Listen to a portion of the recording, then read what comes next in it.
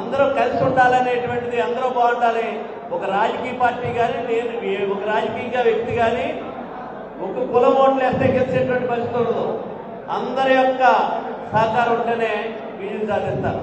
కానీ ఆ కులంలో ఈరోజు నిన్న కాక మనం మాట్లాడుతున్నటువంటి కొంతమంది మాట్లాడిన దాంట్లో ఈ కుల జాత్యాలు లేకపోతే ఈ కులం అనేటువంటి ఈ రాష్ట్రంలో పోవాలనేటువంటి అనేక మాటలు మాట్లాడుతున్నటువంటి వారికి వాళ్ళ విజ్ఞత.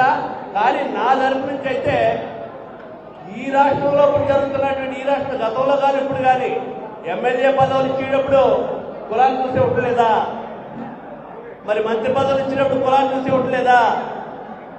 ఒక కమ్మ కార్పొరేషన్ అనేటువంటి, కాపు కార్పొరేషన్ అనేటువంటి పెట్టారు, బీసీ కార్పొరేషన్ అనేటువంటి పెడుతున్నారు, అనేక కార్పొరేషన్లు పెడుతున్నారు.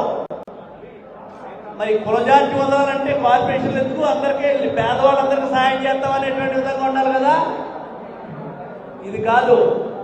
ఈ వాళ్ళకి అక్కలు లేకపోయినప్పటికీ మాకు ఈ సామాజిక వర్గం యొక్క బాధ్యతలో మేము చాలా వరకు ఇప్పటికే ఎవరికి ఎప్పుడు ఏ కష్టం వచ్చినప్పటికీ కూడా ఎవరికైనా సహాయం చేస్తున్నాం.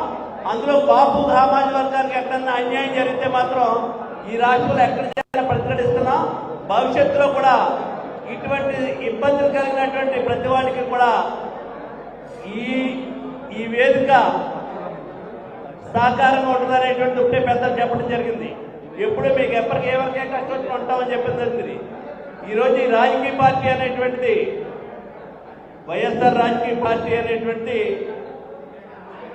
భవిష్యత్తులో అధికారంలోకి రాబోతున్నటువంటి పార్టీ, అధికారంలో రాబోతున్నటువంటి పార్టీ కోసం, రేపు అధికారంలోకి రావడం కోసం ఈ రాష్ట్రంలో జరుగుతున్నటువంటి పరిణామాలు కానీ, ఈ రాష్ట్రంలో ఉన్నటువంటి అధికార పార్టీ చేస్తున్నటువంటి దుర్మార్గాలు కానీ, అన్యాయాలు కానీ ఎప్పటికప్పుడు ప్రజల దగ్గర నుంచి వచ్చినటువంటి ఇబ్బందులు, ప్రజల సమస్యలు వీటన్నిటిని కూడా ఎప్పటికప్పుడు ఖండిస్తూ ప్రజల పక్షాన్ని నిలబడటం కోసం ఏర్పాటు చేసినటువంటి సమావేశానికి ఈ ప్రభుత్వానికి ఖచ్చితంగా మా డిమాండ్స్ ఏవైతే ఉన్నాయో కొన్ని డిమాండ్స్ రేపు మీరు మళ్ళీ ఇంకోటి తిరగబడి మాట్లాడతారు. మీ ప్రభుత్వంలో ఏం చేశారు, మీ ప్రభుత్వంలో ఎన్ని చేశారా అని అడుగుతారు.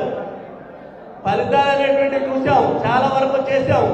భవిష్యత్తులో మీరు భయంకరమైనటువంటి, మాకంటే ఎక్కువగా ఉన్నటువంటి దుర్మార్గమైనటువంటి పరిస్థితుల్లోకి మీరు వెళ్తారనేటువంటిది ఈ రాష్ట్రంలో జరుగుతున్నటువంటి పరిణామాలు చూస్తున్నాం. ఖచ్చితంగా ఈ రాష్ట్రంలో ఉన్నటువంటి సామాజిక వర్గానికి అండదండగా మేమందరం ఉంటామనేటువంటిది మరొకసారి మనం చేసుకుంటూ, మరి పెద్దలు మా నాయకులు సత్యనారాయణ గారు మాట్లాడతారు.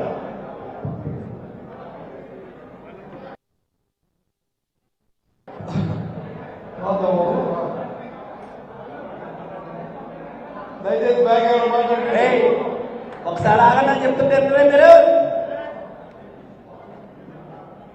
ఈరోజు ద్రాక్షారామంలో భీమేశ్వర స్వామి సన్నిధిలో వారి ఆశీస్సుతో ఈ రాష్ట్రంలో వైఎస్ఆర్సీపీ పార్టీకి సంబంధించిన కాపులందరూ ఉన్నారు. ప్రజలు అన్ని